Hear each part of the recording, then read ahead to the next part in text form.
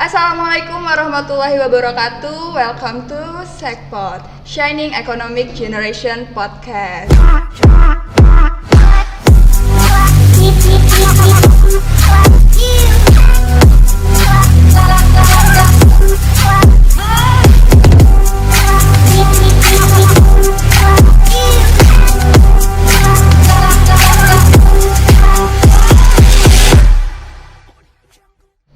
Nah, podcast kali ini bakal serius-serius santai. Apa sih ya serius-serius santai itu? Ya pastinya serius dalam memberikan inspirasi untuk para sobat gemerlang, tapi tetap santai biar para sobat gemerlang lebih nangkep ya, kalau lebih menyenangkan, ya kan?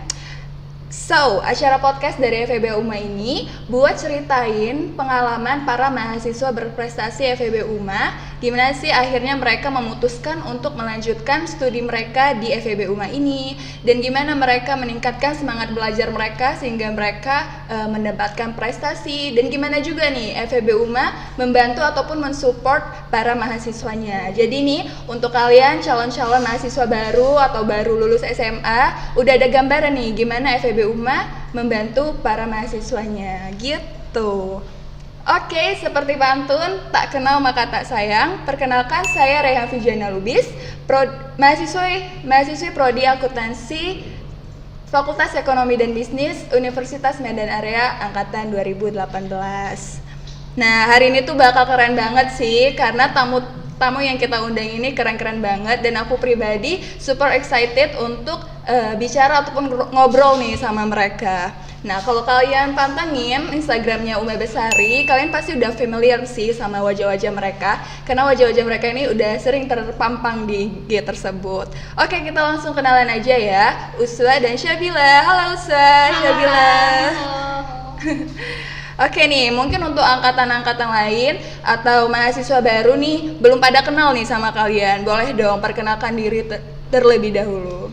Oke, halo, assalamualaikum warahmatullahi wabarakatuh. Perkenalkan, nama aku Siti Uswatun Hasanah, biasa dipanggil Uswa atau Hasah, gimana nyamannya aja. Aku dari Prodi Manajemen Fakultas Ekonomi dan Bisnis Universitas Medan Area, Stambuk 2020.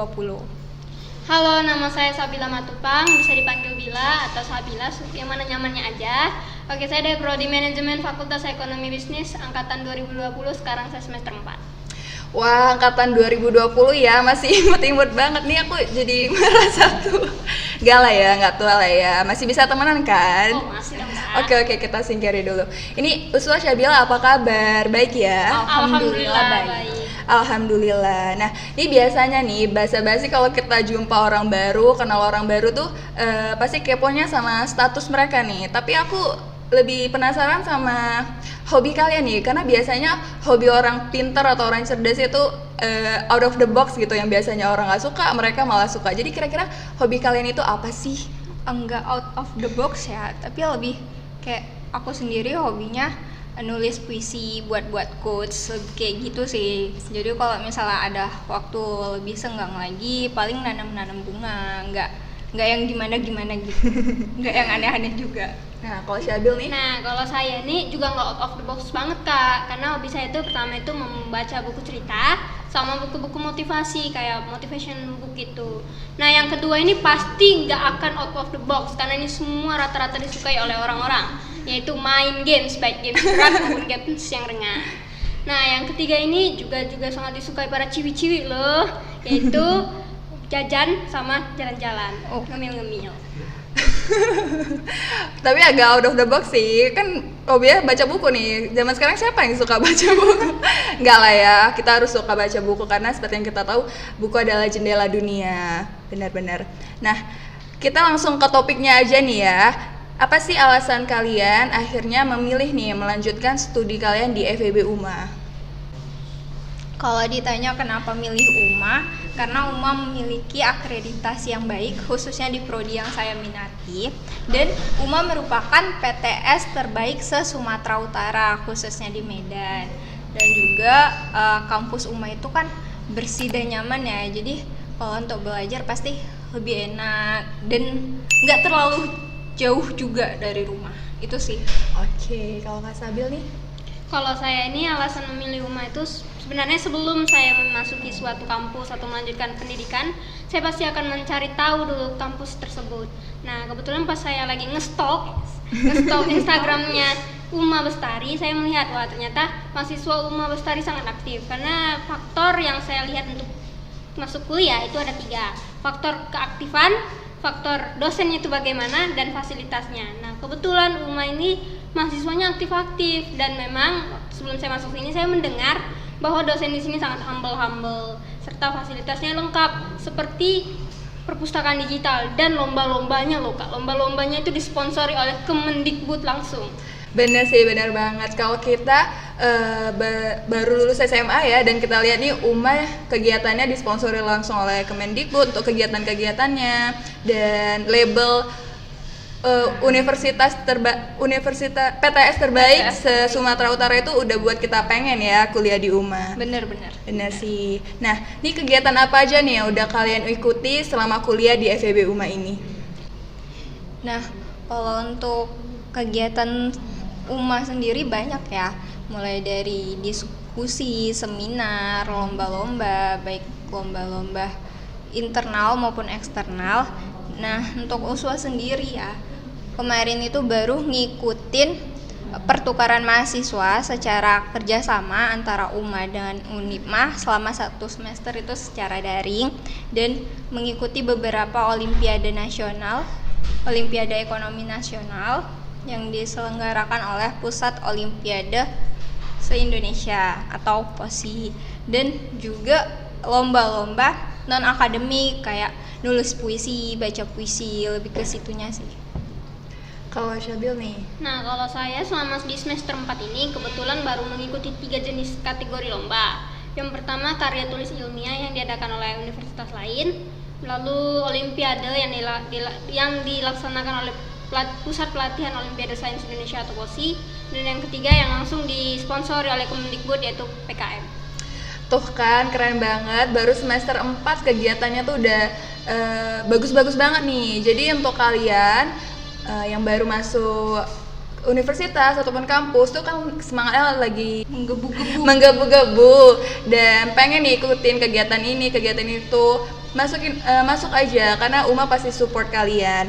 Nah, untuk yang mahasiswa semester akhir pun jangan yang tengah-tengah atau semester akhirnya pun jangan nyerah, karena untuk belajar tuh nggak ada kata terlambat.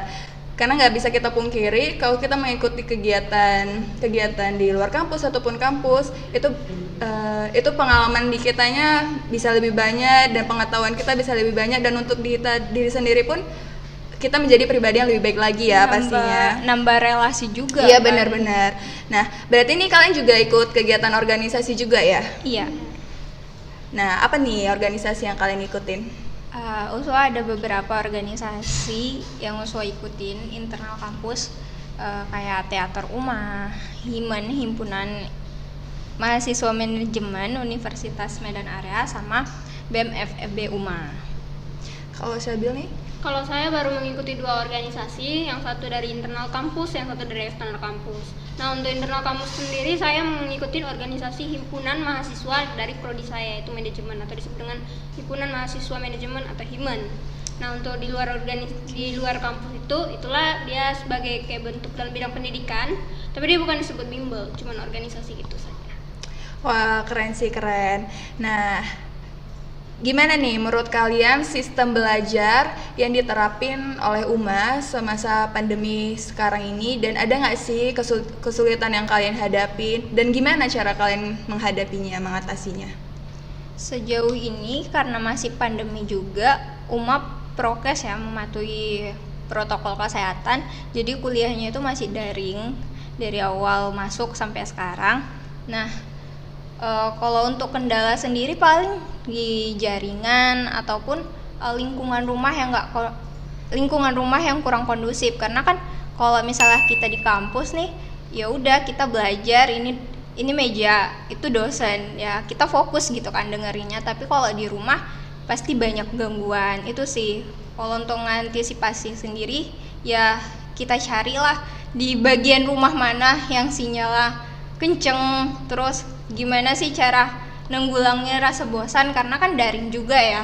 Jadi Kalau bisa meja belajar itu ditata supaya nggak bosan ganti-ganti gitu lah. Benar-benar. Nah, kalau Syabil nih, Nah, kalau saya rasa sistem belajar di rumah ini sudah baik karena kan dosen-dosennya juga sudah melengkapi semua fasilitasnya, memberikan materi pelajaran dengan lengkap, lalu mengadakan Zoom meeting seakan-akan real seperti kuliah, dan lalu juga ada sesi tanya jawab. Untuk kesulitannya udah pasti karena bener ya kata Uswatun, masalah pandemi ini pasti kita kesulitannya harus di luar harus jaga jarak gitu dan harus di rumah gitu kan.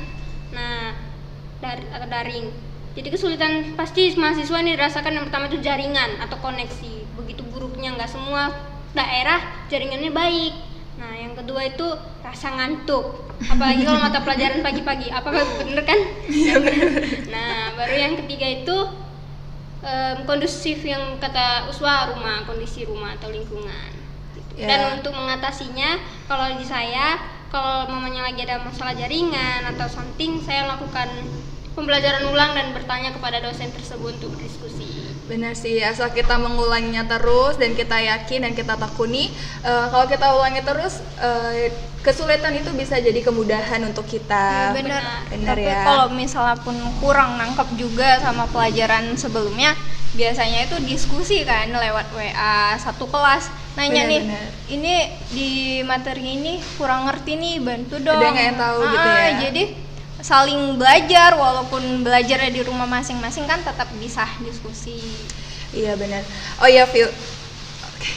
Oh ya Sobat Gemerlang, satu alasan nih kenapa mereka yang menjadi tamu pada podcast kali ini itu karena mereka merupakan mahasiswi berprestasi FEB UMA. Nah, boleh dong kasih tahu ke Sobat Gemerlang apa aja nih prestasi yang udah kalian dapeti selama kuliah di sini? Dari Yuswa sendiri kemarin baru menang 2 olimpiade dari POSI.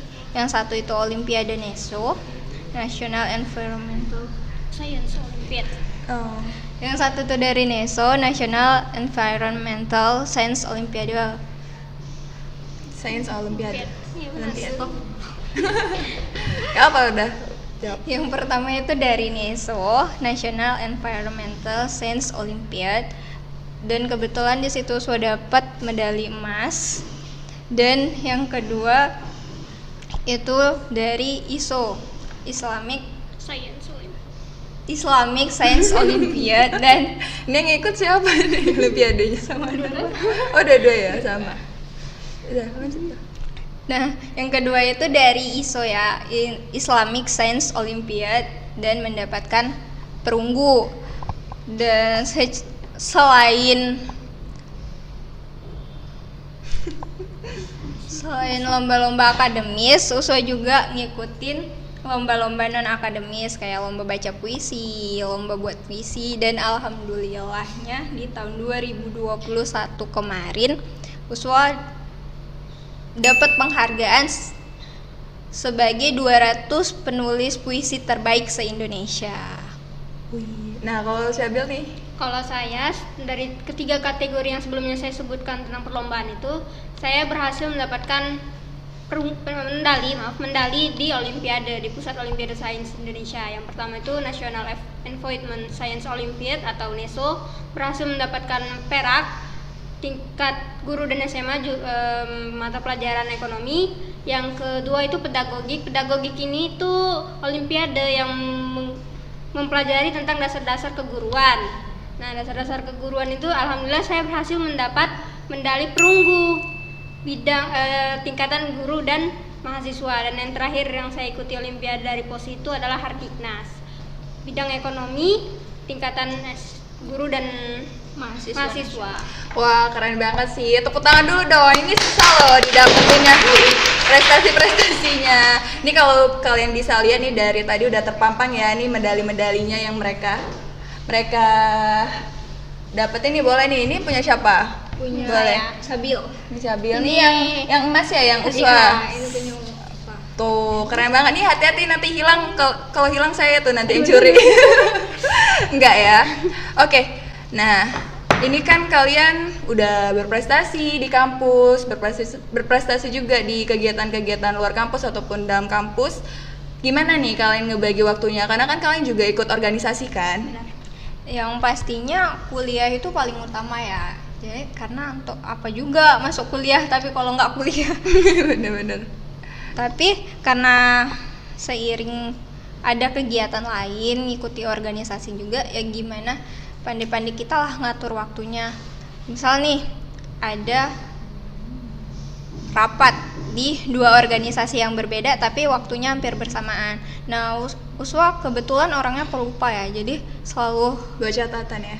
buat catatan di to-do list nih kegiatan-kegiatan apa yang bakal dilakuin dalam satu hari itu kan. Jadi dilihat nih mana nih yang tanggung jawab Uswanya paling besar, Uswa paling berperan di mana, kan ada setiap organisasi beda ya tanggung jawabnya ya, entah jadi anggota biasa atau pas ada event, jabatan gitu ya. ada jabatan. Jadi gimana yang paling urgent dan gimana yang harus dikejar duluan, itu yang yang Uswa pilih duluan. Tapi bukan berarti mengesampingkan organisasi yang satunya lagi. Benar-benar. Tetap harus saling sejalan gitu kan. Nah, kalau Syabil nih. Kalau saya pakai sistem namanya what is important. Mana nih yang lebih penting, bukan berarti yang lain nggak penting ya. Jadi umpamanya nih, contoh proker, kita memiliki organisasi itu memiliki proker dan tugas kuliah. Nah, kita lihat nih mana waktunya yang deadline kan. Jika proker diluankan, maka kita menduankan proker. Dan tapi ada tapinya. Kita harus melihat apakah tugas tersebut bisa nggak dikerjakan di H-1 atau H-2. Jika tidak bisa, maka kita harus mengerjakan tugas dahulu.